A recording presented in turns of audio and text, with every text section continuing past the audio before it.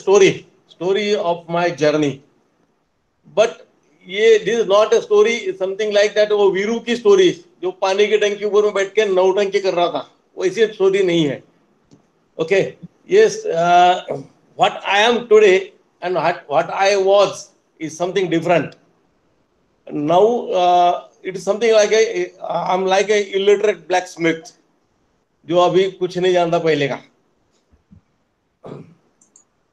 मेरी जर्नी शुरू हुई है टाटा मोटर्स, जिसका पहला नाम था टेल्को, टेल्को पुणे से.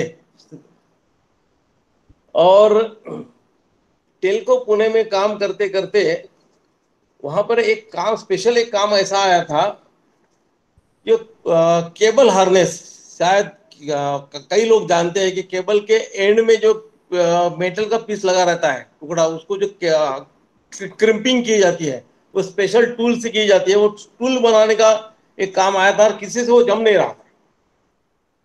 सो मेरे वर्किंग आवर्स के बाद में एज ए हॉबी करके मैंने वो काम लिया मेरे पास में. बोला मैं इसको बना के देखता हूँ, क्योंकि मेरा काम नहीं था, वो it was not my profession. बनाया, बहुत सक्सेसफुल रहा. इतना सक्सेसफुल रहा कि जो टेल्को जमशेदपुर से जो चीज आया था, वहां के लोग आके देखे थे ये कैसे बनाए इसमें. और ये काम दिया था उस वक्त में टाटा मोटर्स ने बाहर वेंडर्स को दिया था. One of the vendor was mister Sancheti. Sancheti को नंबर ऑफ टूल्स जितने चाहिए थे वो मिल नहीं रहे थे या कम थे. वो चाहते थे कि इसमें और ज्यादा अच्छी तरह से कैसे बनाया जाए. तो वो मुझे पूछे बनाया जा सकता है? हाँ बिल्कुल बनाया जा सकता है. कैसे बनाएंगे? मतलब बनाएंगे ये ठीक है, लेकिन मैं अभी नहीं बना सकता बिकॉज मैं अभी प्रोफेशन में हूँ. So he did waited for me. The end, जिस दिन एंड हुआ profession, the next day security gate के बाहर संजय जी खड़े थे मेरे लिए. जैन जी बोले अब क्या करें? ओके डन, बनाते आपके लिए. और मेरी जर्नी एज अ बिजनेस शुरू हुई वहीं से. Otherwise I would have joined as a second lieutenant with army, because मैंने एनसीसी का C certificate by the time clear कर लिया था. सो यहां से हुई शुरुआत बिजनेस में.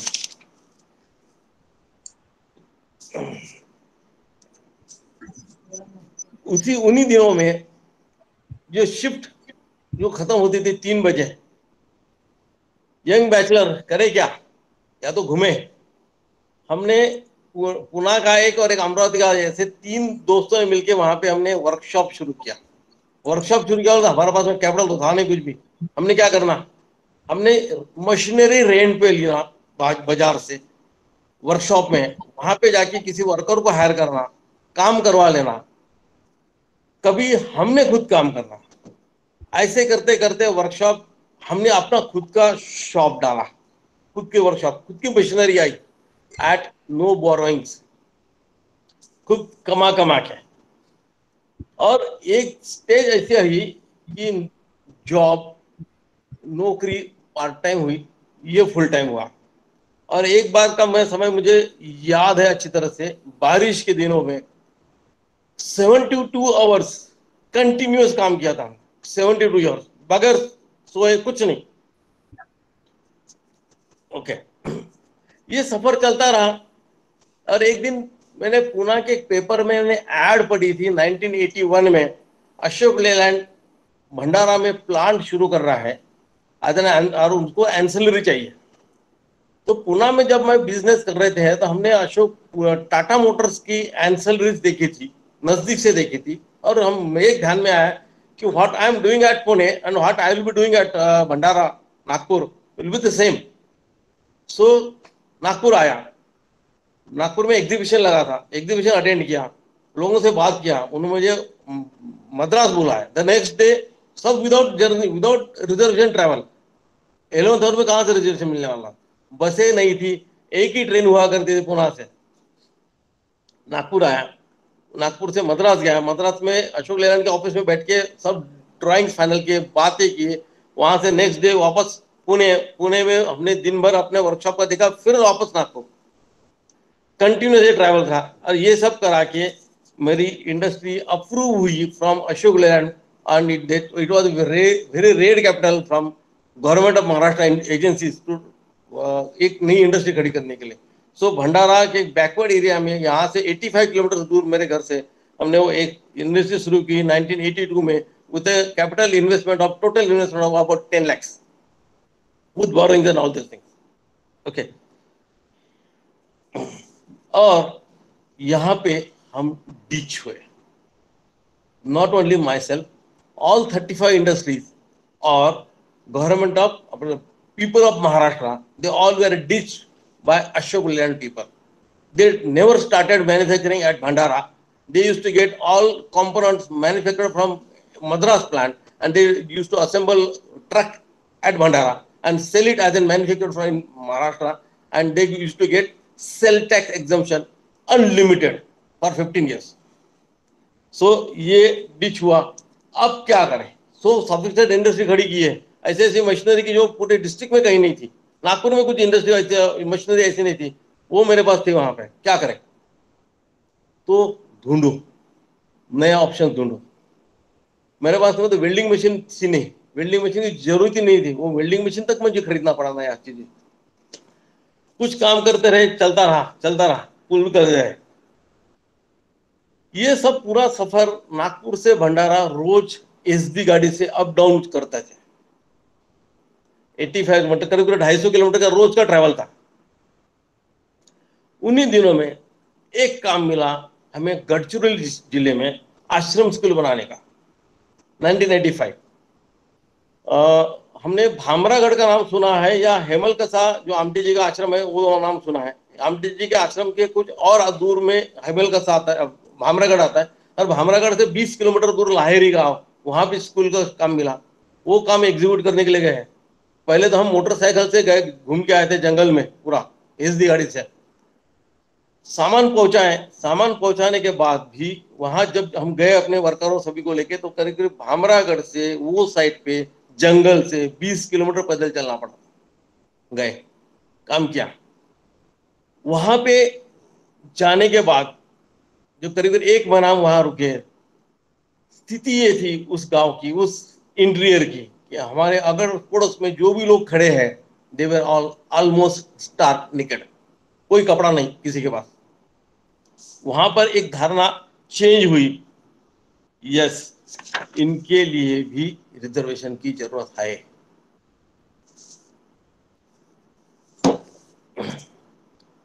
एक बात है, कुछ ना कुछ हमेशा सीखते रहना चाहिए।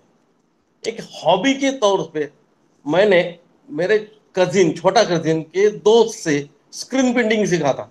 उन दिनों में जब मैंने धंधा भी शुरू करने का था, पुणे में था, छुट्टी में आया था, तब मैंने स्क्रीन प्रिंटिंग सीखा था एज ए हॉबी। ये हॉबी कैसे काम आई आगे चल के।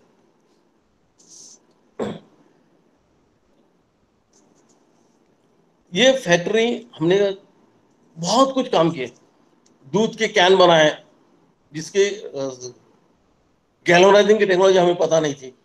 ऑर्डर तो ले लिया था, सीखे कैसे करना, वो भी सीखे। वो हॉट डीप गैल्वेनाइजिंग टिनिंग, वो प्रोसेस सीखी।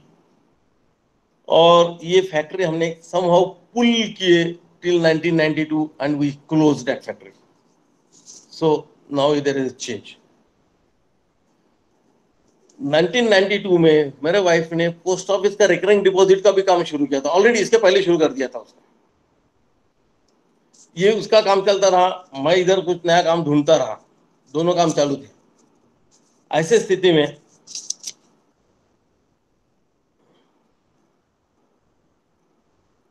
मैं ट्राई कर रहा था वीआईपी इंडस्ट्रीज में स्टिकर्स बनाने के लिए। उन दिनों हार्ड सूटकेस जो आती थी उसमें स्टिकर्स लगते थे इनिशियल्स के, वो प्रिंटिंग के लिए।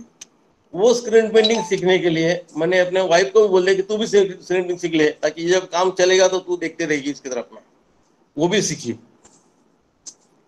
इसका काम फिलहाल हुआ नहीं, ओके। लेकिन ये जब भंडारा की फैक्ट्री बंद की, तो उन दिनों में जब मेरी वीआईपी में पहचान थी, तो मैं एक जगह मुझे ध्यान में आया कि एक पीवीसी वेल्डिंग मशीन होती है। तो अपने फाइल्स और फोल्डर्स में साइड में जो सीलिंग आती है ना, it is called as PVC welding. इसका एक स्पेशलाइजेशन काम मैंने पुणे में सीखा था। जब मैं बिजनेस में था, बिजनेस करते थे, उसके डाइज बनाने का काम मैंने बहुत अच्छी तरह से सीखा था। ये मशीन किसी के पास खाली पड़ी थी, मैंने हायर करने के लिए बात किया था, और मैंने वीआईपी से बात किया कि मुझे इसके लिए काम दोगे क्या। वो सूटकेस के अंदर मुझे फ्लैप लग रहे थे ना ऊपर की, इसमें सामान रखते हैं, वो फ्लैप ले, वो बोले हाँ देंगे। उन्होंने हाँ बोला, मैंने मशीन हायर की, और अचानक मेरी एंट्री हुई वीआईपी में, sorry not VIP, metal toy India limited में। उनके पास में एक प्रॉब्लम थी कि एक कार्ड के ऊपर में जो टॉय सील किए जाते हैं, वो कार्ड वार्प होते थे। अब वार्प होने के लिए कैसे करें, तो मैंने वो सीलिंग मशीन पे उसमें कुछ मॉडिफिकेशन करके उसका कार्ड बना के दिया। इट वॉज वेल अप्रिशिएटेड, बहुत पूरा प्रॉब्लम सॉल्व हुआ। यहाँ से हमारी स्टार्ट हुई जर्नी दूसरी, मेटल टॉय इंडिया लिमिटेड में। इसके बीच में हमने स्क्रीन प्रिंटिंग का काम शुरू किया था, छोटा सा, ये अजीत बेकरी के लिए। अजीत बेकरी में क्या करते थे हम लोग, पैकेट के ऊपर में प्रिंटिंग करके थे, छोटा सा, कितना पैसा। जयंत जी, जी जी। सॉरी सॉरी टू इंटरप्ट, एक 2 मिनट बचे हैं, बहुत ही जेंटल वार्निंग मैं आपको देना चाहूंगा। 2 मिनट बचे हैं तो आपको 2 मिनट में वाइंड अप करना पड़ेगा। ओके ओके ठीक। सॉरी फॉर दैट, पर वो जो टाइम लिमिट है हमें 12 मिनट्स का, सो अच्छा प्रॉब्ली 20 मिनट, 20 मिनट से था, मैं इसके हिसाब से चल रहा था। नहीं नहीं, 12 12 मिनट था जयंत जी, 12 मिनट। सॉरी अगर मेरे एंड से कुछ कम्युनिकेशन मिस्टेक हो गया था। ओके ओके ठीक है, मुझे चेंज करना पड़ेगा। चलो, तो ये स्क्रीन प्रिंटिंग का काम करते करते हम मेटल टाइम में काम घुसे। मेटल टाइम से हमने इतना बड़ा काम किया कि हमने दूसरी एमआईडीसी में नई इंडस्ट्री खड़ी की। और जब वो इंडस्ट्री चली थी, 70 वर्कर के ऊपर मेरे पास काम कर रहे थे। उन दिनों में मेटल टाई इंडस्ट्री बंद हो गई लेबर प्रॉब्लम से। हमने फिर से नया समस्या खड़ी हुई, क्या करें। हमने वहीं पे electric machinery, electric wire manufacturing का प्लांट डाला। और उन्हीं दिनों में हमारे एक मित्र योगावेशी मंडल की वजह से मुझे कुछ पॉजिटिविटी के लोग मिले, और उन्होंने मुझे बताया कि एलआईसी का काम में एक ऐसा सा कुछ काम है, स्पेसिफिक स्कीम थी। मैं उस स्कीम के लिए काम चालू किया, और वो स्कीम का काम चालू करते करते मैंने एलआईसी की एजेंसी शुरू की। एलआईसी एजेंसी शुरू करने के बाद में इतना बड़ा काम कर पाया कि हमने वो फैक्ट्री बंद की, टोटली बंद कर दिए, उसको बेच डाले, और फुल्ली डिवोटेड हो गए LIC, mutual funds, post office, health insurance, vehicle insurance. अभी बेटा भी ज्वाइन हो गया हमारे साथ में, और इस तरह से हमारा काम चलता रहा। Yes sir.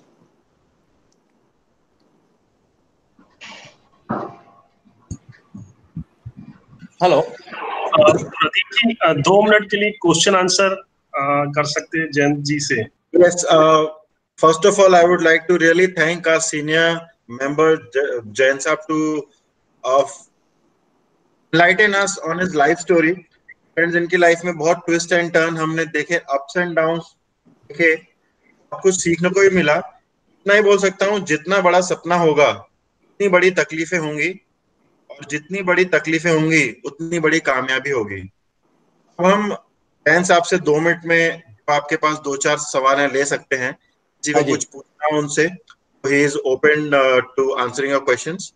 Please unmute your mic and ask him the question directly.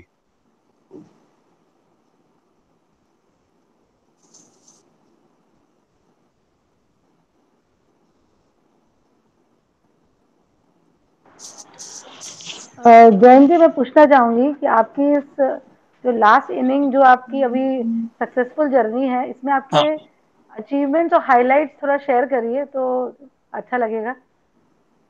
Insurance और इस सेक्टर की जो आपके हाइलाइट्स रहे हैं वो प्लीज शेयर करिए। ओके, ये सेक्टर में मैंने जो काम किया, तो इसका मुझे बहुत बड़ा फायदा हुआ। पहले तो मेरे वाइफ का, उसके पास जो पोस्ट ऑफिस का प्लेटफॉर्म था, उसकी वजह से मुझे एलआईसी में कनेक्ट करने के लिए बहुत अच्छी सा सुविधा हुई। बट मैंने कुछ हटकर काम किया, आई यूज टेक्नोलॉजी। मैंने एसएमएस के ऊपर काम शुरू किया।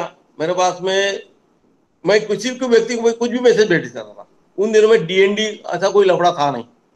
और मेरे पास में एक सॉफ्टवेयर मेरे बेटे ने बना दिया था कि मैं अपने मोबाइल का यूज सॉफ्टवेयर में कनेक्ट करा के मैं किसी को भी मैसेज भेज पाऊँ, किसी को भी भेज पाऊँ। और ऐसे करते मैंने रोज 2 2 4 4 हजार मैसेज मैंने भेजता रहा। और ये मैसेज भेजने से मुझे अच्छे अच्छे क्लाइंटों के साथ में मैं कनेक्ट कर पाया, और काफी अच्छा काम हो सका। फिर मैंने टेलीकॉलर हायर किया, जो बड़ी बड़ी कंपनियां काम करती, तो मैंने इंडिविजुअल लेवल पे काम किया। यस, उससे मुझे काफी अच्छा बिजनेस मिला। मैं वेबसाइट बनाई, वेबसाइट का और सॉफ्टवेयर के ऊपर में बहुत अच्छा ध्यान रहा।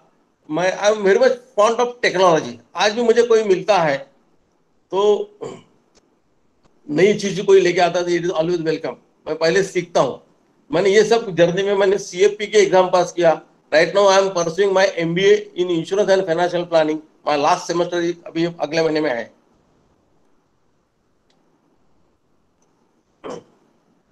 ओके, एक बहुत ही एंड में मैं आपके साथ जयंत साहब के 2 अचीवमेंट्स शेयर करना चाहूंगा। Is the first financial planner in India to be approved with ISO 9001:2015 certification. Plus, first in Central India to have an app approved for transaction BSC transactions. So I really thank Jayant Hardeji for enlightening us on my story today, and a big round of applause for him. Though we cannot do, but maybe for a minute I will do him the favor from all of us. And moving on, do we have Anirudh Athavleji with the presentation ready? Is he able to connect? Yeah, can you hear me now? Yes, Anirudh ji, welcome on the dais. The